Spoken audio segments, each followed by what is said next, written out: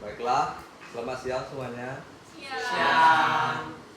Baiklah, kali ini kalian akan mempresentasikan tentang epidemiologi yang telah kalian diskusikan minggu lalu.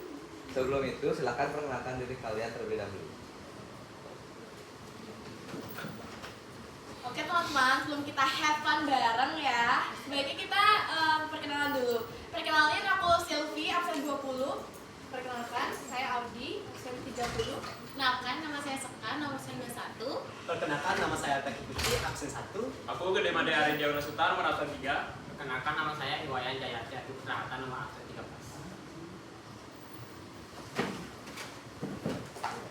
Baiklah, nanti jika kalian tahu jawabannya langsung jawab. Tapi sebelum kalian menjawabnya, silakan perkenalkan diri kalian terlebih dahulu. Baiklah, sekarang kelompok kalian akan mendapatkan soal yang nomor 10, 11, dan 12.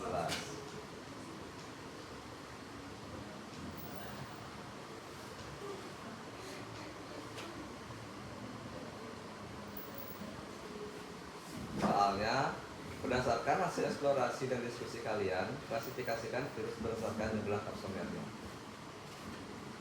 Silahkan, siapa yang mau menjelaskan? Baik, sebelumnya perkenalkan, saya Audi, absen 30.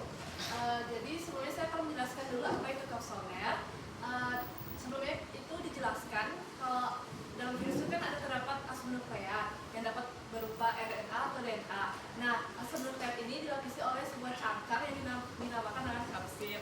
Kemudian kapsid ini dibentuk oleh yang namanya kapsomer. Jadi ada klasifikasi virus yang kapsomernya berjumlah 32, 60, 72, 162, dan 252. Baiklah, kira-kira pertanyaan saya, beda kapsomer sama kapsid itu tadi apa? Baik, sebelumnya perkenalkan, aku Sylvia, absen 20. Jadi bedanya kapsid sama kapsomer itu seperti yang kita tahu kan tadi dibilang Audi kalau kapsid itu satu cangkang dari asam nukleat. Nah, jadi cangkang dari asam nukleat ini kan disebut kapsid. Nah, kapsid ini dibentuk dari kapsomer. Jadi perbedaannya sepertinya nggak ada deh. Jadi kayak mereka emang dibentuknya itu dari si kapsid ini emang dibentuknya dari si kapsomer, jadinya emang nggak ada bedanya. Itu soalnya yang pembentuk dari kapsid sendiri. Oke. Nah, itu kan berdasarkan jumlahnya. Kira-kira virus ini yang paling banyak itu kira-kira dia dibedakan berdasarkan ukurannya kah? Nanti kalau kapsomernya banyak itu ukurannya lebih besar atau bagaimana?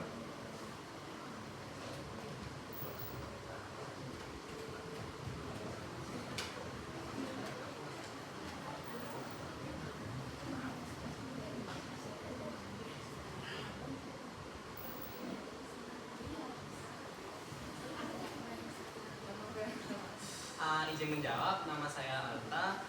Untuk pertanyaan tadi, apakah jumlah kapsomer dalam virus dapat mempengaruhi Misalnya seperti ukuran atau dan yang lainnya. ukuran? Kalau ukuran kapsomernya sebenarnya tidak berpengaruh banget selain ukuran dan kebesarannya dalam kapsomer tersebut. Dan jadi secara inti virus itu tidak terpengaruhi dengan ukuran kapsomer yang untuk mempertahankan keberlangsungan dalam settingan tersebut. Jadi secara simpel tidak ada. Begitu. Lanjut. Nah, kapsomer ini dia kan ada banyak nih klasifikasinya. Kira-kira semakin banyak kapsomer ini, apakah atau jumlah kapsomer yang dimiliki untuk virus ini, apakah dia memiliki pengaruh terhadap kelangsungan hidup virus?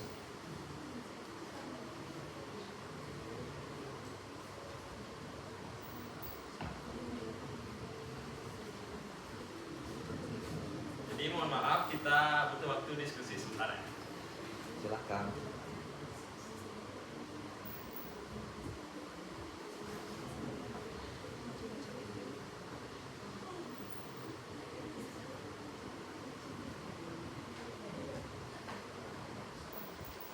Baik, sebelumnya perkenalkan saya Silvi, absen 20. Jadi seperti yang Nimai tadi bilang soalnya bahwa apakah jumlah kapsomer dari suatu virus ini bisa mempengaruhi keberlangsungan hidupnya gitu. Jadi nggak selalu. Jika pasti kalian berpikiran kalau semakin banyak kapsomernya pasti bertahan hidup dari virus ini bakal semakin lama. Ternyata enggak. Itu tergantung dari sel inang yang virus ini hinggapi. Jadi semisal antibodi dari sel inang ini memiliki kelemahan, tentunya virus ini dapat melakukan suatu keberlangsungan hidup yang lebih ganas. Namun jika dia mempunyai antibodi yang lemah ataupun mempunyai antibodi yang kuat, tentunya virus ini tidak dapat melakukan suatu patogen yang terlalu ganas. Oke. Selanjutnya dari semua virus itu kan ada parvovirus, picornavirus, papavirus dan lainnya. Kira-kira virus-virus itu kan menginfeksi hewan dan manusia.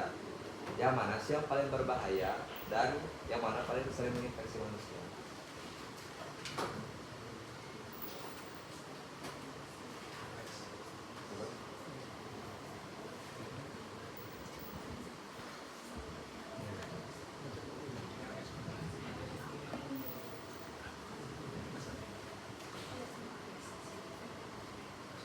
Nah, jadi sebelumnya perkenalkan saya Ari nomor absen 3. Jadi untuk virus yang lebih sering menginfeksi manusia bisa dilihat dari kita pasti lebih sering mendengar yang namanya herpes virus dan adenovirus. Nah, jadi herpes virus itu apa namanya? Yang nama virusnya itu adalah herpes simplex virus, di mana dia itu adalah penyebab cacar air yang menyebar dengan melalui kontak langsung dan seperti cairan tubuh dan bisa bertahan lama di dalam tubuh dalam bentuk laten. Terus untuk adenovirus itu adalah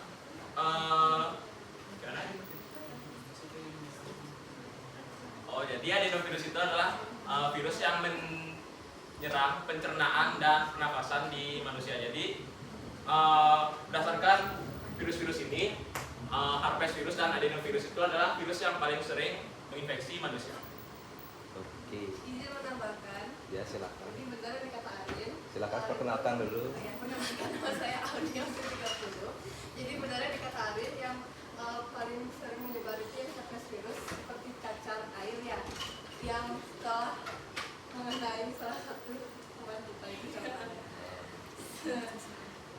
Dan saya juga pengen nambahin, tadi kan juga ada soal. Perkenalkan. Oh iya, maaf sebelumnya. Perkenalkan, aku Silvi, absen 20.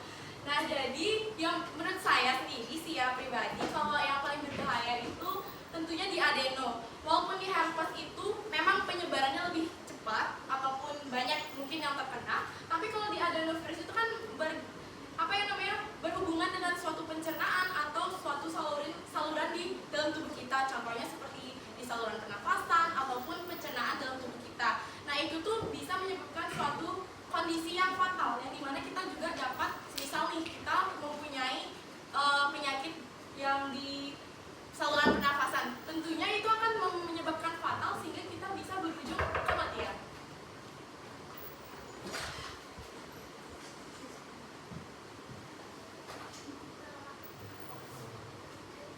Baiklah, mungkin sekian ya pertanyaan dari saya untuk nomor 10. Baiklah, sekarang kita akan lanjut ke soal yang nomor 11. Nah, ini soalnya berdasarkan hasil eksplorasi dan diskusi kalian, klasifikasikan virus berdasarkan sel inangnya. Sebelumnya ada yang mau ngejelasin dulu nggak tentang materi ini? Mungkin penjelasan singkat aja.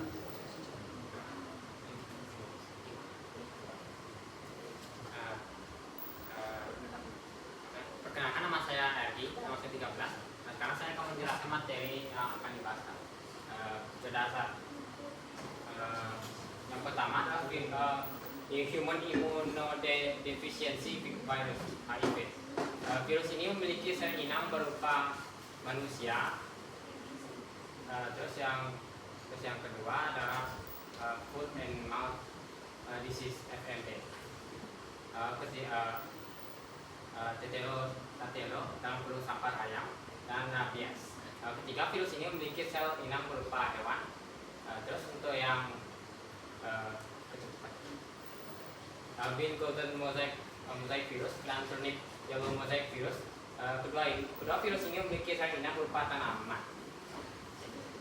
Baik, jadi saya izin menambahkan sebelumnya, perkenalkan saya Ari nomor 3. Jadi penyebaran virus berdasarkan sel inangnya itu sebenarnya ada 4. Jadi ada lagi satu, sel inangnya itu berupa bakteri. Namun yang ada di LKPD yaitu ada yang sudah dijelasin RG tadi, yaitu manusia, hewan, dan tumbuhan. Ini setahu saya kan virus itu bisa menginfeksi 4, bakteri lagi 1. Kenapa kalian nambahin sel inang berupa bakteri?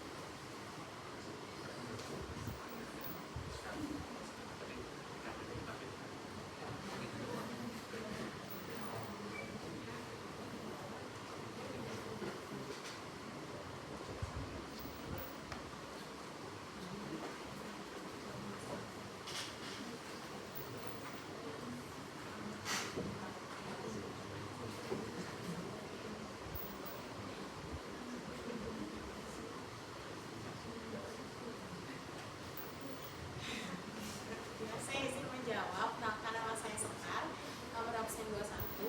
Kenapa kita tidak menambahkan itu? Karena di LKPD tidak terdapat bakteri.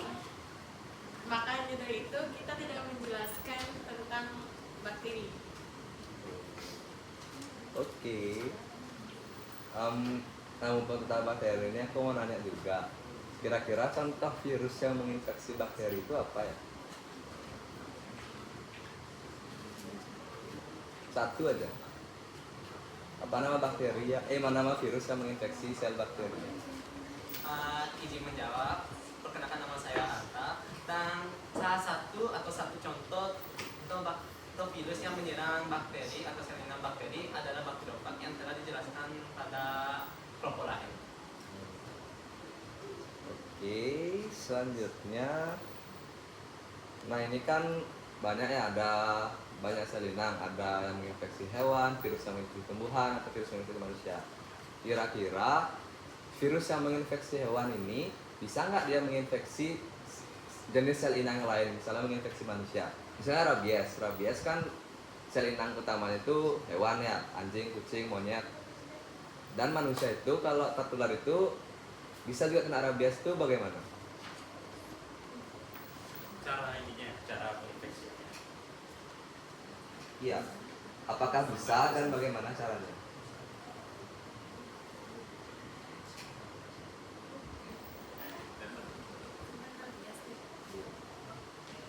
Baik, sebelumnya perkenalkan, saya Silvi, absen 20. Sebenarnya kan tadi tuh dibilang kalau si rabies ini bisa menyebar ke manusia. Nah, mungkin nih menurut pribadi saya sendiri, karena suatu struktur dari virus rabies ini bisa memasuki sel inang manusia. Namun, ada beberapa virus juga tidak bisa memasuki sel inang manusia atau hewan dikarenakan struktur dari virus tersebut tidak bisa mengingat di suatu sel inang manusia atau hewan. Contohnya nih seperti virus dari sejenis virus tapi bukan virus, namanya viroin. Nah, viroin itu hanya khusus oleh si tanaman aja karena dia cuma mempunyai RNA. Nah, maka dari itu mungkin beberapa virus dapat menginfeksi manusia, namun tidak semua virus dapat menginfeksi manusia atau hewan. Oke, bagus sekali jawabannya Silvi. Oh, perfect ya. Balik lagi ke bakteri. Bakteriofag ini kan dia menyerang sel bakteri ya. Dan seperti yang kita ketahui, yang bakteri ini umum menginfeksi manusia, namun ada juga bakteri yang menguntungkan bagi manusia. Nah, kira-kira jika bakteriofag ini itu menguntungkan atau merugikan ke manusia, dan apa sih alasannya? Kalau kalian jawab menguntungkan dan merugikan.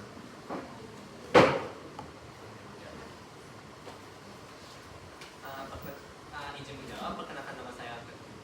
Saya akan menjawab pertanyaan apakah bakteriofag itu dapat menguntungkan bagi manusia? Jawabannya simpel, iya. Karena bakteriofag itu menyerang bakteri yang terdapat dalam tubuh manusia maupun hewan. Sedang menyerang bakteri yang terdapat dalam manusia. Setelah itu, bakteri yang diserang ini dapat berupa bakteri yang tidak ditemukan dalam manusia maupun tidak. Hal ini dapat digunakan dalam pengobatan dan juga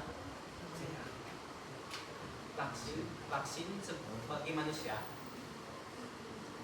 Oke, sangat bagus jawabannya Atta.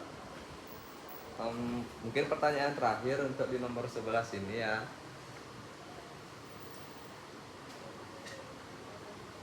Menurut buku yang atau jurnal yang saya baca itu Human Immunodeficiency Virus atau HIV ini kan awal asalnya itu dari simpanse atau dari kera. Nah terus kenapa sih dia itu bisa lebih menginfeksi ke manusia? Kenapa nggak dia menginfeksi ke kera atau ke hewan aja? Jadi izin menjawab sebelumnya, perkenalkan nama saya Arin, nomor absen 3. Nah jadi HIV ini sebenarnya berasal dari hewan, yaitu tepatnya dia tuh berasal dari simpanse atau monyet yang ada di Afrika. Nah, namun nama awal virusnya itu kan HIV. Nama virusnya itu adalah SIV, di mana kepanjangannya adalah Simian Immunodeficiency Virus. Nah, jadi SIV ini menular ke manusia melalui proses zoonosis, yang artinya virus ini berpindah dari hewan ke manusia. Nah, jadi virus ini tuh SIV ini berubah menjadi HIV yang dapat menginfeksi manusia. Ya, sekian. Terima kasih Arin, jadi saya dapat informasi baru. Oke, apakah bisa di next nomor 12? Wow. Kalau kalian bosan bisa nyimak dari ini kita aja ya. Oke. Nah, saya sendiri juga bosan nih biasanya di atas. Soalnya itu isilah keterangan terkait tahapan-tahapan replikasi pada bagian tersebut dan jelaskanlah. Kalian ada yang mau ngejelasin dulu atau mau langsung ke pertanyaan? Kalau mau jelasin singkat boleh, jelasin yang khusus juga boleh. Mungkin yang jawab bisa yang lain ya. Perkenalkan, nama saya Ergi dari Ergi absen 13. Dan sekarang saya akan menjelaskan soal yang nomor 12. Dari yang kecil.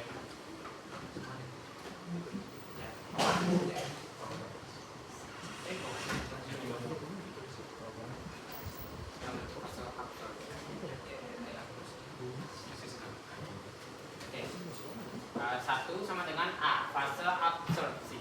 Penempelan ujung ekor virus pada inang. Virus mempunyai reseptor protein untuk menempel pada inang spesifik.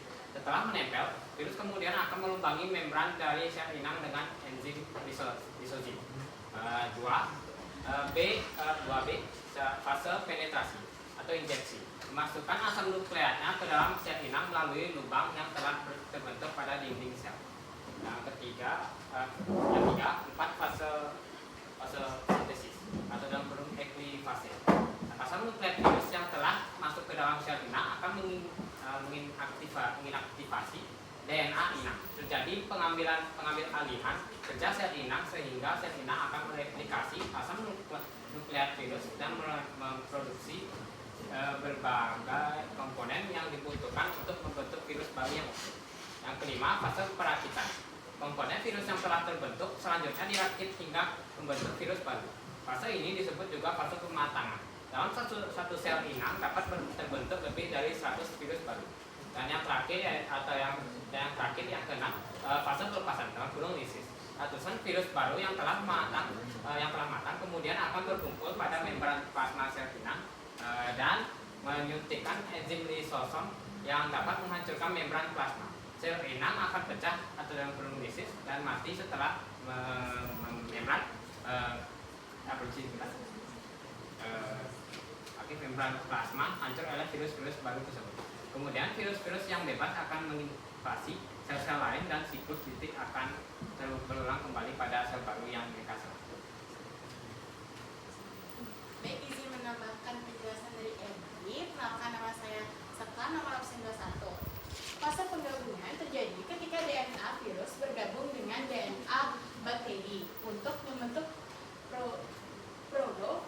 Prolog adalah hasil penggabungan antara materi genetik virus dan materi genetik inang. Selanjutnya ada fase pembelahan. Terjadi ketika DNA virus yang telah tersambung dengan DNA bakteri melakukan replikasi. DNA virus yang tersambung dengan DNA bakteri tersebut disebut prograf. Selanjutnya, fase prograf terjadi ketika virus yang telah menembus sel inang menyisipkan gennya ke dalam asam nukleat sel inang. Tahap ini disebut juga sebagai tahap penyisipan gen atau penggabungan DNA.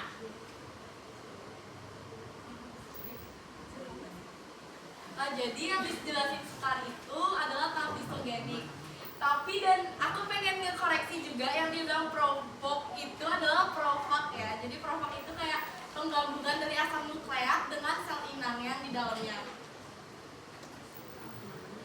Oh iya, perkenalkan, nama saya Silvi, absen 20.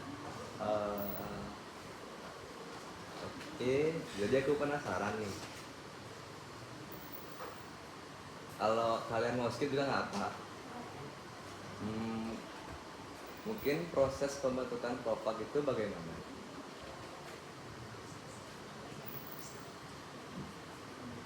Apakah dia simpel ataukah ada proses yang lebih rumit lagi? Kalau mau di skip juga boleh kok guys. Kalau jawab simpel ya boleh? Boleh. Oke, sebelumnya izinkan saya untuk menjawab. Sebelumnya perkenalkan saya Ari, nomor absen 3. Jadi seperti yang sudah dijelaskan oleh Silvi tadi, proses provak itu adalah di mana DNA atau RNA dari virus itu mulai bergabung dengan asam nukleat dari sel inang, di mana dia tuh masih menggabung lah intinya. Sel asam nukleat virus sama bakteri itu masih menggabung. Simpelnya gitu aja sih. Kalau secara kompleksnya kita kurang tahu. Mungkin ada yang menambahkan? Jadi setahu saya, perkenalkan, nama saya Nika Silvi, absen 20. Setahu saya, sehabis mereka proses penggabungan itu, karena kalau di masalah isogenik ini, dia tuh mengalami antibodi yang, sel inang ini mengalami antibodi yang kuat. Jadi provak ini bakal membelah menjadi dua, sehingga ke bawah semakin banyak. Pembelahan. Iya, menjadi proses pembelahan. Pembelahan sel. Iya, betul. Oke, terima kasih atas jawabannya. Nah, tadi kan dibilang kalau materi genetik dari virus ini dia masuk ke dalam sel inang kan. Nah, kira-kira pas, tentu kan sel kalau ada suatu partikel yang masuk kan pasti dia antibodinya bekerja kan, atau ya sistem imunnya bekerja lah simpelnya. Kalau materi genetik dari virus ini masuk dari sel itu, ada nggak kira-kira yang curiga lah kita bisa bilang bahasanya, tuh ada yang mau melawan, ada nggak kira-kira?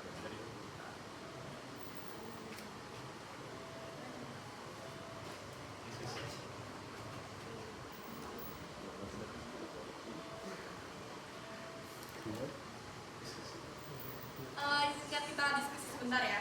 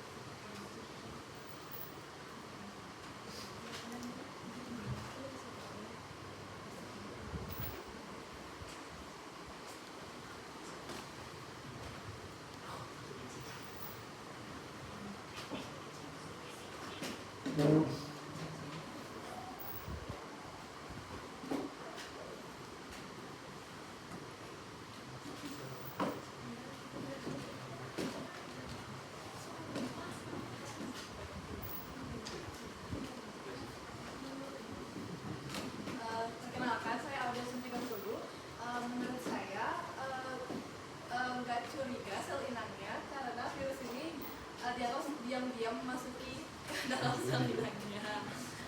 Tapi kayak menurut saya sel inang ini mulai curiga ketika antibodinya sudah mulai melemah.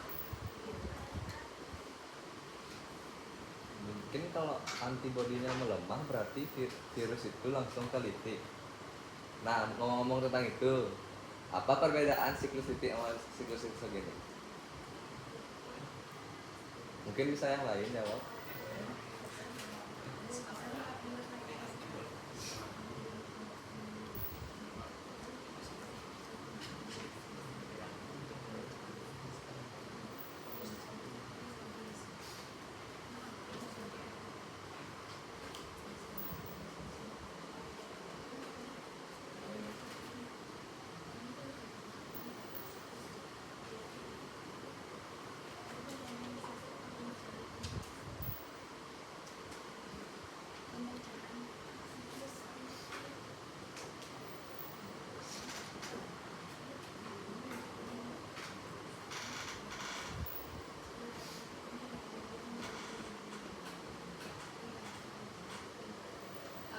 Perkenalkan, saya Audia 30.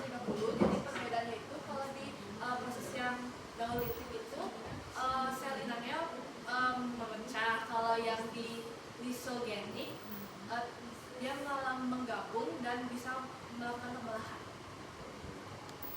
Baik, saya izin menambahkan, sebelumnya izinkan saya Ari nomor absen 3. Jadi siklus litik itu terjadi apabila imun dari sel inang itu dia kuat, sedangkan lisogenik itu terjadi apabila sel imun dari kembali siklus litik itu terjadi apabila imun sel inang itu lemah, dia misalnya lagi sakit, lagi drop kondisinya. Terus kalau lisogenik itu apabila sel imun dari inangnya itu kuat, jadi dia tuh virusnya tuh belum sepenuhnya menguasai sel inang, jadi dia masih diam-diam lah dia di sel inang. Diam. Oke, diam-diam. Maka tadi ada imun ya.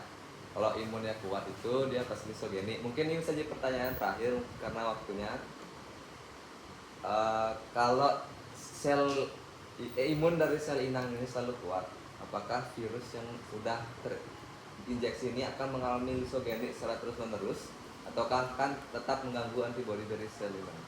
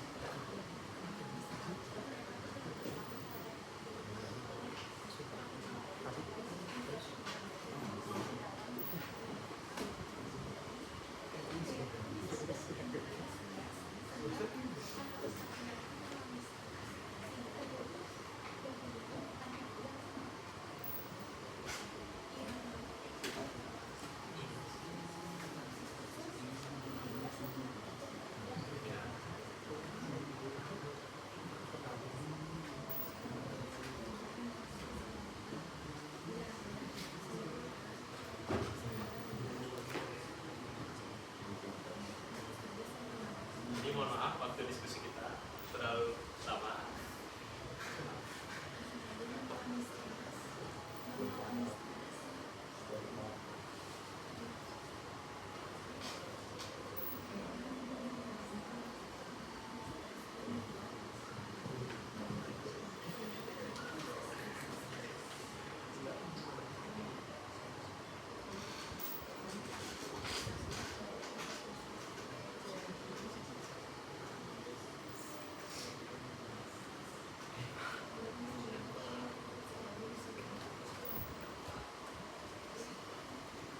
Baik, saya izin menjawab. Misalkan nama saya Sekan, nomor absen 21. Dia mengalami lisis kalau adanya zat kimia yang masuk sel inang, sehingga dia bisa saja mengalami stres dan membuat sel inang lemah dan terjadilah proses lisis. Jadi dia tuh nggak selalu gitu loh mengalami. Oh ya, izin menambahkan, Sedangkan saya absen 20, Silvi absen 20. Karena dia tuh bisa saja mengalami disogenik itu nggak selalu disogenik gitu loh. Dia bisa aja mengalami lisis seperti yang sekarang jelaskan kalau dia kemasuk atau kerangsang oleh partikel. Jadi izin menambahkan juga, sebelumnya menambahkan saya ada nomor dosen 3. Jadi intinya tuh nggak mungkin lah kita sebagai manusia atau makhluk hidup tuh imun tubuh kita selalu kuat. Pasti ada faktor eksternal yang mempengaruhi imun tubuh kita yang menurun, misalnya stres dan banyaklah hal yang mempengaruhi dari imun tubuh kita. Jadi fase lisogenik itu nggak bakal terus terjadi. Oke, baik, terima kasih guys. Mungkin kalau waktunya sudah habis. Keren sekali pemaparan materi dari kalian. Ya mungkin tadi ada diskusi ya, wajar lah. Silakan bertanya.